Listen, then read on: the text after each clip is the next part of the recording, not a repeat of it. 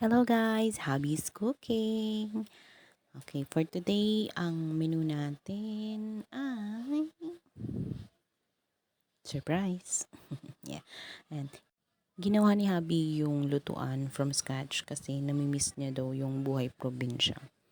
Dati, nagluluto lang tayo sa uling, masaya na ang lahat. Tapos, ngayon, napaka-convenient. Pero, hindi natin na-appreciate. So, ang ginawa niya, naggawa siya ng sarili niyang lutuan para naalala niya yung buhay sa probinsya.